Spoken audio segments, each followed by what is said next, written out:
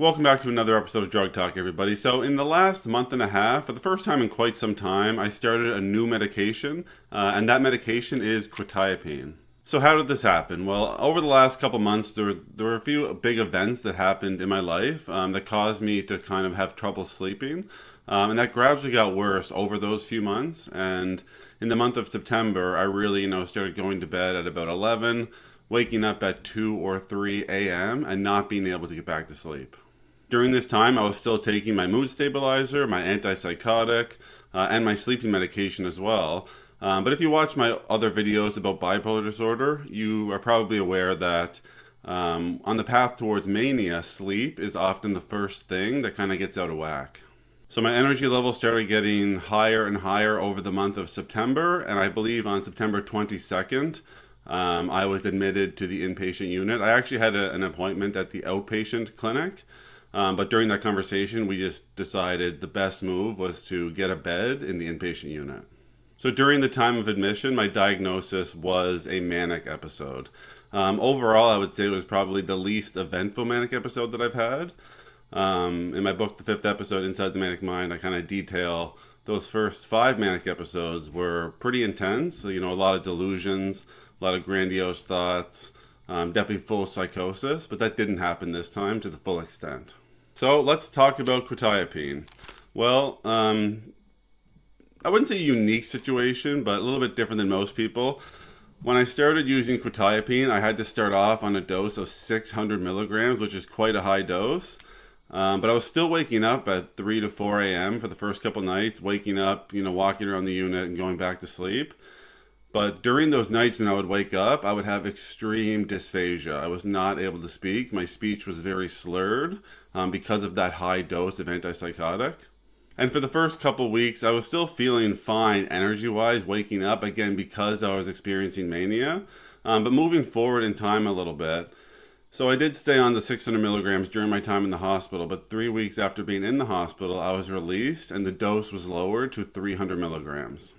Now, at this time, taking 300 milligrams, no longer manic, I did have a lot of trouble with daytime fatigue. So when I woke up in the morning, I did not feel rested. I still felt very tired, very hard to get out of bed.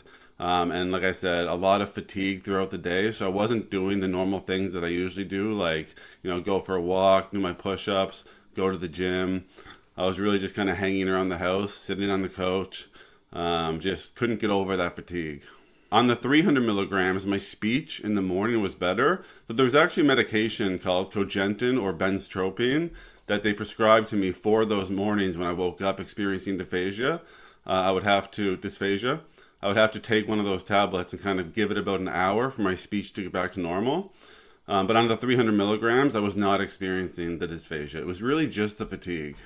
Quetiapine is also known for causing dizziness, but I take my dose at bedtime, so I don't really experience that too much. There was one night where I took my dose, got in bed, but then got up to use the bathroom and could feel a little bit of dizziness, but it wasn't disorienting.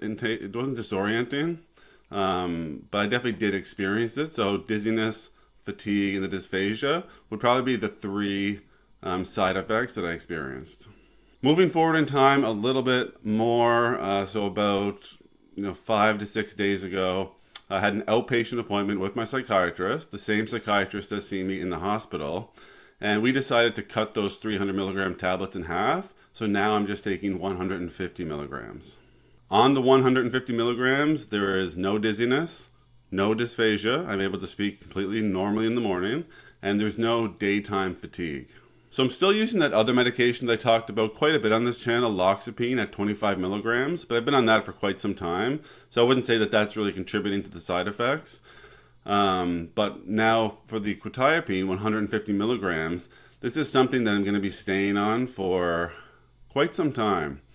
We don't actually have a plan right now of how or when to stop it, because I did have that manic episode while still taking loxapine, so we feel like we need more protection to prevent future manic episodes. So to sum up my experience on Quetiapine, started off on 600 milligrams, extreme dysphagia, could not speak in the mornings, had to take a medication, cogentin or benztropine for that. Down to 300 milligrams, no dysphagia, but a lot of daytime fatigue. And now on 150 milligrams, no fatigue, and I feel completely fine. So you can probably expect more videos from me over the coming weeks and months as I finally navigated through that manic episode. So happy to be back, and we'll see you in the next video. Take care.